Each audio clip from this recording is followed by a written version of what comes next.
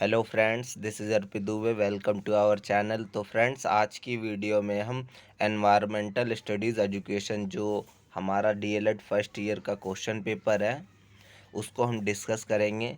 और ये जो आपका क्वेश्चन पेपर है ये 2018 का है। और इससे पिछली वाली हमने दो वीडियोस में दो पेपर कंप्लीट किए थे, जिसमें मैंने कुछ इम्पोर्टेंट क्वेश्चन और टिप्स बताए थे आपको कि कैसे आप पेपर को अटेम्प्ट करेंगे और कैसे आप अच्छे मार्क्स जो है पेपर एग्ज़ाम में ले सकते हैं। तो चलिए शुरू करते हैं। तो पेपर का पैटर्न मैंने आपको बताया ही था। वो जो पेपर पैटर्न मैंने बताया था, वो जो दो दो पेपर मैंने करवाए थे आपको, वो 50-50 मार्क्स के थे। और ये हमारा जो ईवीएस का क्वेश्चन पेपर है ये 75 मार्क्स का होगा। और आपको इसमें समय दिया जाएगा 3 आवर्स, ठीक है। उसके बाद यहाँ पर आप साइड में आप देखेंगे तो आपका पेपर कोड लिखा रहेगा। और इसके अपोजिट साइड आप देखेंगे तो रोल नंबर के लिए जगह दिया होगा, ठीक है। तो ये आपका पेपर है। और नीचे आप देखेंगे तो जो सामान्य दिशा निर्देश दिए होंगे, ठीक है, वो दोनों लैंग्वेज में दिए होंगे। तो यहाँ पर फर्स्ट ऑफ ऑल आपको दिया गया है कि इसमें जो पेपर में सभी क्वेश्चन दिए गए हैं वो सभी करने हैं। सेकंड, यहाँ पर लिखा गया है इस प्रश्न के दो भाग हैं, मतलब ये जो क्वेश्चन पेपर है उसको 2 पार्ट्स में डिवाइड किया गया है। जो भाग एक है उसमें 10 अंकों के 5 प्रश्न है, ठीक है। मतलब 10 मार्क्स के 5 क्वेश्चन आपको फर्स्ट पार्ट में दिए गए हैं। और भाग दो है जो आपका, उसमें भी आपको 5 क्वेश्चन दिए गए हैं, वो 5 मार्क्स के होंगे। तो ये सिंपल सी बात हुई। इसके बाद थर्ड निर्देश आपको दिए गए हैं। भाग एक जो 10 मार्क्स का है, जिसके क्वेश्चन 10 मार्क्स के हैं, उसको आपको जो है 600 वर्ड्स में लिखना होगा। 600 वर्ड मतलब आपको जो है 5.5 पेज लगभग आपको लिखने होंगे। और जो 5 मार्क्स के क्वेश्चन है उसको आपको 300 वर्ड यानी 2.5 पेज 3 पेज आप लिखेंगे। तो ये सिंपल सी बात हुई। तो मैंने आपको बता दिया कि पेपर के दो पार्ट होते हैं। और जो 10 मार्क्स के क्वेश्चन है वो सबसे पहले आप अटेम्प्ट करेंगे। इससे क्या होगा, बाद में बाई चांस आपका कोई क्वेश्चन रह भी रहा होगा तो 5 मार्क्स का होगा, तो आप उसमें कुछ भी थोड़ा बहुत लिख देंगे तो आपको मार्क्स जो है 1 से 2 मार्क्स मिल जाएंगे। और अगर 10 मार्क्स का छूटता है तो वो काफ़ी बड़ा हो जाता है, वो आपको लिखने में भी बाद में लास्ट में दिक्कत होती है क्योंकि याद नहीं रहता ज़्यादा कुछ।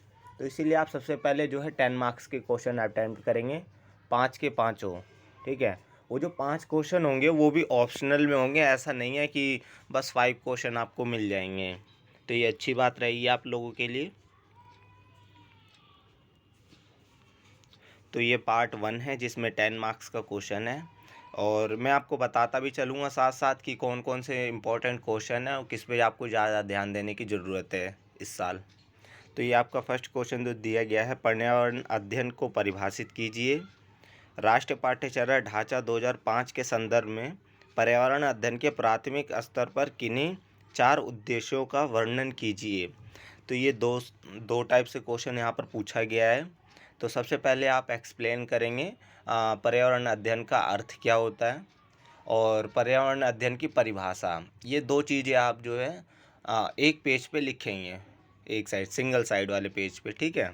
तो ये दोनों जब आप एक पेज पे अच्छे से एक्सप्लेन कर देंगे, उसके बाद नेक्स्ट पेज पे जाएंगे। तो उसके बाद आप थोड़ा बहुत बताएंगे कि एनसीएफ आपका जो 2005 होता क्या है उसके बारे में। उसके बाद आप हेडिंग लिखेंगे कि पर्यावरण अध्ययन के संदर्भ में जो प्राथमिक स्तर पर 4 उद्देश्य हैं उनकी व्याख्या निम्नलिखित प्रकार है या इस प्रकार है। तो उसको आप जो 4 उद्देश्य हैं उसको लिखेंगे कि जैसे फर्स्ट ऑल ऑफ मैं बताता हूँ। पहला उद्देश्य यही हो सकता है कि जो बच्चों को स्कूली ज्ञान है उसको बाहरी जीवन से जोड़ना, बस्ते के बोझ को कम करना, ठीक है। तो इस तरह से ऐसे 4 उद्देश्य आप लिखेंगे। लिखने के बाद आप क्या करेंगे, उसी पेज पे सेकंड वाले पेज पे जो है आप डायग्राम बना देंगे बड़ा सा। हाफ एंड हाफ पेज आपका लगभग बचेगा तो उस पर आप डायग्राम बना देंगे। उस पर आप 4 जो उद्देश्य है उसे लिख देंगे। 4 उद्देश्य लिखने के बाद आप जब थर्ड पेज पे आ जाएंगे, थर्ड पेज पे आप उसे जो है एक्सप्लेन करेंगे ईच पॉइंट, मतलब हर पॉइंट को आप जो है हाफ पेज में उसे एक्सप्लेन करेंगे। जैसे कि बिना बोझ के शिक्षा, आप इस हेडिंग को ब्लैक पेन से लिखेंगे और उसे ब्लू पेन से पूरा एक्सप्लेन करेंगे हाफ पेज में। उसके बाद आगे हाफ पेज में क्या एक्सप्लेन करेंगे कि बाहरी ज्ञान को बाहरी जीवन से जोड़ना। तो ये जो है ये भी आप हाफ पेज में मतलब एक्सप्लेन करेंगे। इस तरह से आप चारों क्वेश्चन जो है हाफ एंड हाफ पेज में मतलब एक्सप्लेन करेंगे चारों पॉइंट्स को। और उसके बाद लास्ट में आपको क्या करना है, यह काफ़ी इम्पोर्टेंट चीज़ है कि बच्चे जो है निष्कर्ष नहीं लिखते। काफ़ी स्टूडेंट जो है निष्कर्ष नहीं लिखते, जिसके कारण जो है काफ़ी पेपर अधूरा भी लगता है, क्वेश्चन अधूरा भी लगता है। तो आप निष्कर्ष अगर लास्ट में लिख देंगे तो आप मान लीजिए आपने थोड़ा कम ही लिखा है आंसर में, तो वो भी निष्कर्ष की वजह से आपका आंसर पूरा हो जाएगा। तो आपको जो है पेपर के लास्ट में 5 लाइन 4 लाइन का निष्कर्ष ज़रूर लिखना है उस जो आंसर से रिलेटेड। उसमें आप लिख सकते हैं कि उपयुक्त कथन से, या संदर्भित होता है कि जो एनसीएफ के 4 उद्देश्य हैं कुछ आप बता देंगे, बिना बोझ विद शिक्षा, ये सब है। ठीक है, तो इस प्रकार से आप क्वेश्चन को अटेम्प्ट करेंगे और आंसर को लिखेंगे। तो ये काफ़ी इम्पोर्टेंट क्वेश्चन है जो आपका फर्स्ट क्वेश्चन है। ठीक है, और ये जो 2018 में क्वेश्चन पेपर आया था, तो उसके चांसेस ज़्यादा, इसीलिए मैं इस पर ज़्यादा वेटेज दे रहा हूँ। और इस क्वेश्चन को आप ज़रूर पढ़ लीजिएगा। एनसीएफ तो काफ़ी मोस्ट इम्पोर्टेंट है, एनसीएफ पक्का आता है ईवीएस के पेपर में। इसके बाद यहाँ पर हम सेकंड क्वेश्चन की बात करते हैं। तो सेकंड क्वेश्चन आपको यहाँ पर ऑप्शनल दिया गया है, हो सकता है आपके पेपर में आने वाले वहाँ पर भी ऑप्शनल आपको दिया गया हो। तो यहाँ पर क्वेश्चन दिया गया है, पाठ्य सहगामी गतिविधियाँ प्राथमिक स्तर पर बच्चों को प्रत्यक्ष अनुभव प्रदान करती है। किन्हीं 4 पाठ्य सहगामी गतिविधियों से एक एक उदाहरण लेकर इस कथन की व्याख्या कीजिए। तो यहाँ सिंपल सा क्वेश्चन पूछा गया है कि आपको 5 गतिविधियाँ लेनी है, उसको एक्सप्लेन करनी है। क्वेश्चन पढ़ के कंफ्यूज बिल्कुल मत होना, जो आपने पढ़ा है उस वही आपसे पूछा जाएगा। बस उसकी जो क्वेश्चन की लैंग्वेज है उसे आप हार्ड कर देंगे। ठीक है, घुमा फिरा के पूछेंगे। तो यहाँ पर उदाहरण लेके आपको समझाना। उदाहरण क्या होता है, जो आप गतिविधियाँ कराएंगे वही तो उदाहरण है। तो उसको आप एक्सप्लेन कर देंगे। जैसे आप ईवीएस पढ़ाते समय कौन कौन सी गतिविधियाँ वगैरह ऑर्गेनाइज कर सकते हैं, कौन कौन से क्रियाकलाप जो है आप ऑर्गेनाइज कर सकते हैं। 5 एक्टिविटीज़ आपको लेनी है, उसको आपको एक्सप्लेन कर देना है और कुछ नहीं है। लास्ट में आपको निष्कर्ष लिख देना है, बस आपके 10 मार्क्स पक्के। और ये जो क्वेश्चन था मतलब एक एक्टिविटी का 2 मार्क्स का था। ठीक है, तो ये बात ज़रूर ध्यान रखें, ऐसा ना हो आप एक एक्टिविटी को ज़्यादा एक्सप्लेन कर दे बाकी दूसरी को कम एक्सप्लेन करें। नहीं, प्रॉपर एकदम जितना आपने फर्स्ट एक्टिविटी में लिखना उतना सेकंड थर्ड, इस तरह से आप आंसर को अटेम्प्ट करेंगे। और ये एक्टिविटी वाला भी क्वेश्चन जो है पूछा जा सकता है पेपर में, और ये भी काफ़ी इम्पोर्टेंट है। एक्टिविटी से रिलेटेड क्वेश्चन भी यहाँ पर पूछे जाते हैं कि आप जो है बच्चों को प्रत्यक्ष ज्ञान के किस प्रकार से देंगे, या ईवीएस को आप जीवन से कैसे रिलेट करेंगे। तो आप बता सकते हैं, जैसे कोई मटके वाला है जिसे कुम्हार बोल सकते हैं, उसको हम बुला के बच्चों को जो है प्रत्यक्ष ज्ञान देंगे। इसके अलावा जो लकड़ी का काम करने वाला होता है उसको आप बुला सकते हैं, फर्नीचर वाला जिसे बोल सकते हैं आप। तो ये आप एक्टिविटीज़ वगैरह करवा सकते हैं, मतलब ऑर्गेनाइज कर सकते हैं गतिविधि कोई भी जो बाहरी जीवन या कम्युनिटी से रिलेटेड हो।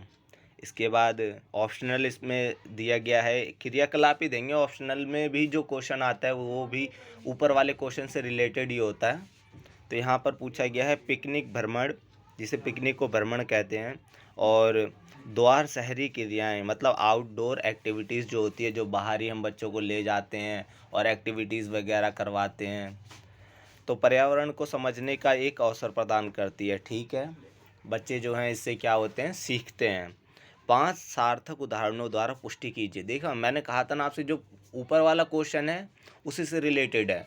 उसमें एक्टिविटी बोली थी, यहाँ पर मतलब आपको कोई भ्रमण जो बच्चों को करवा रहे हैं तो उससे क्या क्या चीज़ें बच्चे सीखेंगे उसको उदाहरण के थ्रू बताना है। तो वो उदाहरण आपका वही बनेगा कि बच्चे उस एक्टिविटी से क्या क्या चीज़ें सीखेंगे। जैसे मान लीजिए हम आप बच्चों को बाहर ले जाते हैं कुछ सिखाने के लिए, तो उससे बच्चे जो जो चीज़ें सीखेंगे तो आपका उदाहरण बनता है कि बच्चे हाँ इस चीज़ से उदाहरण के लिए ये एक्टिविटी सीखेंगे तो आप एक्सप्लेन करेंगे।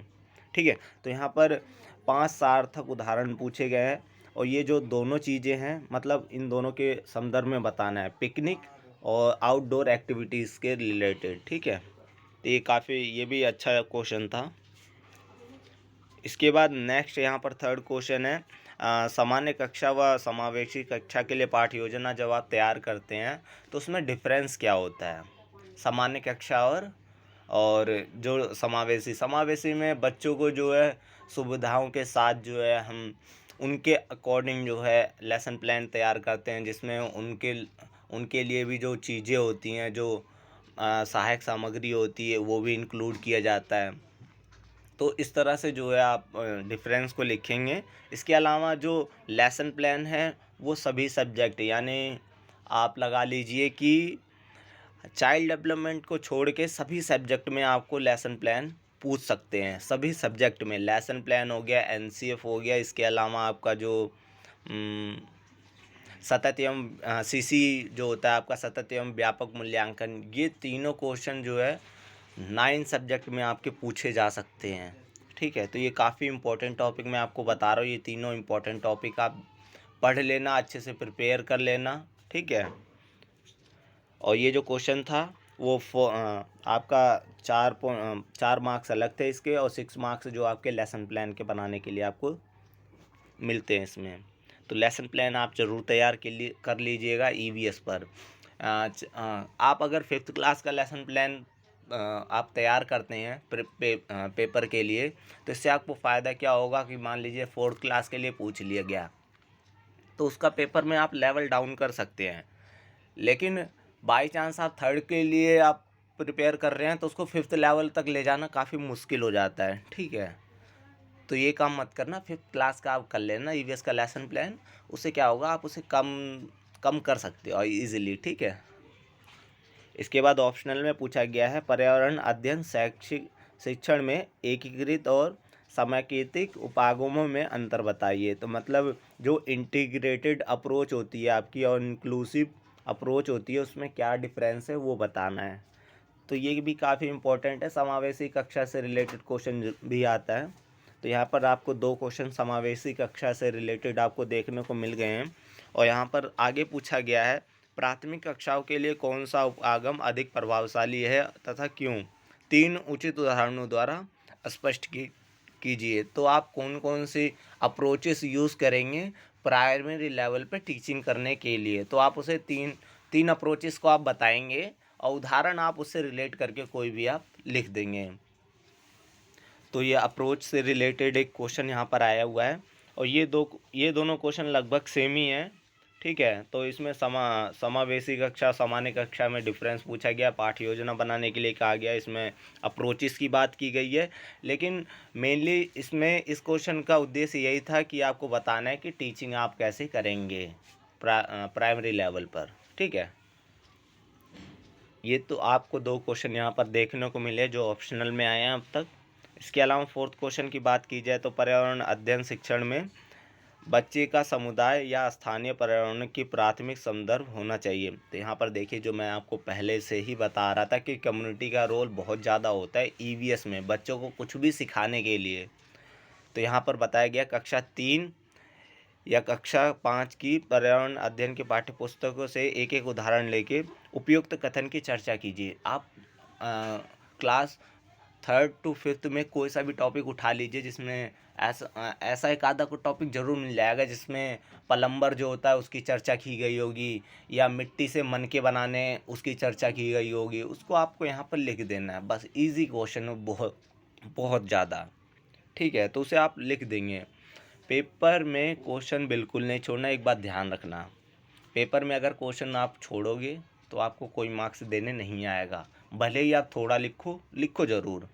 और 10 मार्क्स के लिए आप टाइमिंग फिक्स कर लो 25 मिनट्स पर क्वेश्चन। जो 10 मार्क्स का है उसके लिए आप 25 मिनट्स आप फिक्स करेंगे तभी ठीक रहेगा।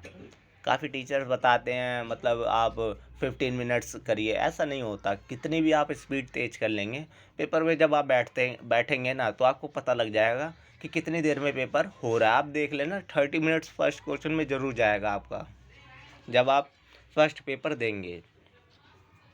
तो काफ़ी वेटेज होता है ऊपर से, मतलब दबाव बच्चा महसूस करता है, तो उसकी वजह से भी जो है पेपर में ज़्यादा समय लग जाता है। इसके बाद यहाँ पर 5th क्वेश्चन पूछा गया है, स्वयं आकलन व समूह आकलन में अंतर बताइए। स्वयं आकलन के 5 गुण बताइए। तो मतलब जो हम सेल्फ अपने आप को इवैल्यूएट करते हैं, और समूह में आकलन जब होता है मतलब ग्रुप ऑब्जर्वेशन या आपका जो है असेसमेंट होता है, तो उसमें डिफरेंस क्या है। सेल्फ में बच्चा जो है अपने आप को स्वयं मतलब आपको अपने आप को जो है आकलित करता है कि मैंने कैसा काम किया है। मान लीजिए कोई बच्चा है, कोई आंसर लिख के उसके बाद स्वयं जांचता है कि मेरा आंसर कितना सही है कितना गलत है, कॉपी से मैच करके, तो स्वयं आकलन के अंतर्गत आ जाता है। और समूह में क्या होता है, ग्रुप असेसमेंट होता है, एक दूसरे की कॉपी चेक करना होता है। मान लीजिए आपका कोई फ्रेंड, इसे पीयर असेसमेंट भी बोल सकते हैं। तो ठीक है, इसमें इसके 5 गुण पूछे गए हैं। तो ये भी काफ़ी अच्छा इम्पोर्टेंट क्वेश्चन है कि असेसमेंट से रिलेटेड मैंने आपको बताया था कि सीसी जो आपका होता है उससे रिलेटेड क्वेश्चन जरूर पूछा जाएगा। इसके ऑप्शनल में पूछा गया है रचनात्मक एवं संरचनात्मक, मतलब फॉर्मेटिव और समेटिव असेसमेंट में अंतर बताना है। तो मैंने आपको बता दिया, 2 क्वेश्चन ऑप्शनल में जो पूछे गए हैं ये असेसमेंट से रिलेटेड ही हैं। तो आपको अभी तक पता लग गया होगा क्वेश्चन देख के कि जो जो मैंने बताया है उससे रिलेटेड ही क्वेश्चन आए हैं अभी तक, और काफ़ी इम्पोर्टेंट है ये चैप्टर सीसी और लेसन प्लान, इसके अलावा समावेशी शिक्षा। तो ये सब जो मैंने बताया है वो आप अच्छे से पढ़ लेना। और अब आ जाता है आपका सेकंड पार्ट में 5 मार्क्स वाले क्वेश्चन होते हैं, 25 मार्क्स, और 25 मिनट्स आप लगा के जो 5 क्वेश्चन है 10 मार्क्स के वो आप अटेंड कर लीजिएगा। उसके बाद आप 5 मार्क्स के क्वेश्चन जो है जो आपको अच्छे से आते हैं उसे शुरू कर लीजिएगा। तो यहाँ पर पूछा गया है, पर्यावरण के भौतिक, सामाजिक, ऐतिहासिक एवं सांस्कृतिक पक्षों को पर्यावरण अध्ययन कोर्सों में समाहित करने के क्षेत्र की उपयुक्त उदाहरण देते हुए विवेचना कीजिए। इसमें ये पूछा गया है कि जो पर्यावरण अध्ययन में हमने सामाजिक चीज़ें इंक्लूड किए, जैसे कल्चर को इंक्लूड किया है, और भेदभाव वगैरह जो समाज में होते हैं उनको इंक्लूड किया, समानता वगैरह को इंक्लूड, सभी चीज़ों को इंक्लूड किया गया है। इसके अलावा इतिहास की चीज़ें कुछ भी इंक्लूड की गई हैं। सांस्कृतिक पक्षों को तो मैंने बता ही दिया आपको। भौतिक चीज़ें जो दिख रही हैं उसको भी इंक्लूड किया गया है। तो इसको इंक्लूड करने के पीछे क्या रीज़न है उसको आपको देना है, और जो रीज़न देना है उसको उदाहरण के थ्रू देना है। जैसे मान लीजिए आप कोई चीज़ बता रहे हैं, आपने बताया, उसको क्या करना है, आपको एक एग्जाम्पल ले लो कोई भी अपने आसपास का, उससे रिलेट कर दो। जैसे बच्चे संस्कृति से क्या सीखते हैं, संस्कृति में आप बताएंगे बच्चे जो है देख के कम्युनिटी से रिलेट करके जो है चीज़ों को सीखते हैं। जैसे मान लीजिए एक संस्कृति में किसी चीज़ को बनाया जाता है, या अपने जो है उनका अपना खान पान होता है, तो बच्चे उसे सीखेंगे। तो उदाहरण ले लेना आपको किस प्रकार से बच्चे जो है उस चीज़ को सीखेंगे। ठीक है, तो ये आपको प्राइमरी लेवल के लिए बताना है। इसके बाद ये क्वेश्चन ये भी काफ़ी इम्पोर्टेंट है। मैं ये नहीं कह रहा कि बस यही क्वेश्चन आ जाएगा, लेकिन इससे रिलेटेड जो टॉपिक है, जैसे महात्मा गांधी, भीमराव अम्बेडकर, भगत सिंह का यहाँ पर दिया गया है, और सामाजिक न्याय व्यवस्था से संबंधित जो आपका चैप्टर है उससे क्वेश्चन पूछा जा सकता है। इसके बारे में आपकी जो बुक है उसमें दिया होगा, एक्सप्लेन किया होगा, महात्मा गांधी का परिचय दिया होगा, भीमराव अम्बेडकर का परिचय दिया होगा। ठीक है, तो उनके जो एजुकेशन के क्षेत्र में, मतलब एजुकेशन के क्षेत्र में उन्होंने जो जो चीज़ें की हैं उसको ज़रूर पढ़ लेना, उनका जन्म वगैरह पढ़ लेना, क्योंकि ऐसा नहीं है डायरेक्ट आप एजुकेशन के क्षेत्र में ही बता देंगे कि इन्होंने क्या कहा है, आपको उनके बारे में भी थोड़ा सा बताना होगा। तो ये 5 मार्क्स का क्वेश्चन है, और ये ज़रूर पढ़ के चले जाना। इनके बारे में थोड़ी थोड़ी जानकारी आपको होनी चाहिए, क्योंकि कभी कभी 10 नंबर में भी ये क्वेश्चन पूछा जा सकता है। तो ये काफ़ी इम्पोर्टेंट क्वेश्चन हो गया। और 8th क्वेश्चन यहाँ पर दिया गया है, उन 5 तकनीकों की चर्चा कीजिए जो कक्षा 5 में आप पर्यावरण अध्ययन के शिक्षण अधिगम प्रक्रिया के दौरान उपयोग करेंगे। तो इसमें बस जो टेक्निक्स पूछी गई हैं ड्यूरिंग जो है आप टीचिंग के दौरान उसको यूज़ करेंगे, तो आपको बता देने ना कौन कौन से अप्रोचेस और टेक्निक्स आप यूज़ करेंगे। इसका एक्सप्लेनेशन आपको बुक बुक में अच्छी तरीके से दिया गया है। ठीक है, इसमें आप प्रोजेक्ट मेथड वगैरह यूज़ कर सकते हैं, और बाकी सभी टेक्निक्स जो दी गई हैं उसका भी आप यूज़ करके जो है बच्चों को टीचिंग कर सकते हैं, और लर्निंग प्रोसेस अच्छा हो सकता है बच्चों का। इसके बाद लास्ट 9th क्वेश्चन यहाँ पूछा गया है, मानचित्र किसे कहते हैं, और मानचित्र पठन के 6 घटकों का वर्णन कीजिए। ये क्वेश्चन तो यहाँ पर आया है, लेकिन एक क्वेश्चन और आ जाता है, कॉन्सेप्ट मैपिंग किसे कहते हैं। ये काफ़ी इंपॉर्टेंट क्वेश्चन है, तो आप इसके बारे में पढ़ लीजिएगा, और कॉन्सेप्ट मैपिंग कैसे तैयार किया जाता है, कितने प्रकार का होता है, ये भी पढ़ लेना। आप नेट पे सर्च करेंगे कॉन्सेप्ट मैपिंग क्या होता है, उसके बारे में आप देखेंगे कि कॉन्सेप्ट मैपिंग के बारे में बताया गया है। तो ये बात आप ध्यान में रखना। और वीडियो थोड़ी सी बड़ी हो गई है, अगर जो बच्चे लास्ट तक देखेंगे उनका लेवल अलग होगा, जो पहले छोड़ के चले आएंगे उनका लेवल अलग होगा। तो आपको पता लग जाएगा जब आप इन सब चीज़ों के बारे में पढ़ के रखेंगे। थोड़ा सा ये पेपर पुराना था, इस वजह से अच्छे से नहीं आ पाया क्लियरिटी, फिर भी मैं पढ़ के आपको बता सकता हूँ। इसमें दिया गया है, ये क्वेश्चन है कि 4 पॉइंट पूछे गए हैं, 4 में से 2 को आपको एक्सप्लेन करना है। तो यहाँ पर एक पहला दिया गया है, पर्यावरण अध्ययन में सतत एवं व्यापक मूल्यांकन का महत्व बताना है। सीसी का इम्पोर्टेंट जो होती है वो बतानी है आपको। सेकंड पूछा गया है, मूल्यांकन आकलन में उपलब्धि परीक्षण की भूमिका बताइए। जो अचीवमेंट टेस्ट होता है, आपने फाइल भी बनाया होगा फर्स्ट ईयर में, उसको आप एक्सप्लेन कर देंगे। अगर आपने खुद से बनाया होगा तो आप एक्सप्लेन ईजिली कर पाएंगे, अगर दूसरों से बनवाया होगा तो मुश्किल है थोड़ा सा। तो ये क्वेश्चन भी काफ़ी अच्छा है। इसके अलावा थर्ड क्वेश्चन पूछा गया, पर्यावरण अध्ययन में थीमेटिक मानचित्रों का उपयोग बताइए। जो थीमेटिक मानचित्र होते हैं, जैसे ग्लोब वगैरह टाइप के होते हैं मानचित्र, उसका यूजेस क्या है। इससे बच्चे जो है अच्छी तरीके से, बहुत बेहतरीन तरीके से सीखते हैं, और लर्निंग जो प्रोसेस होता है काफ़ी इजी हो जाता है। बच्चे जो हैं, मतलब उसके जो, मान लीजिए कोई मानचित्र है, उसका जो थीमेटिक तरीके से अगर प्रस्तुतिकरण किया गया है तो उससे बच्चे जो हैं अनुभव अच्छा करके जो है उसे सीख सकते हैं। इसके अलावा लास्ट पूछा गया है, पर्यावरण अध्ययन शिक्षण में कंप्यूटर सहायक अधिगम का महत्व बताइए। तो ये इस क्वेश्चन को देखिए, एजुकेशनल टेक्नोलॉजी का ये क्वेश्चन था, इसको यहाँ पर रिलेट कर दिया गया है। तो आप समझ सकते हैं कुछ क्वेश्चन होते हैं जो बाहरी रूप से उसे अन्य सब्जेक्ट में जो है रिलेट करके पूछे जा सकते हैं।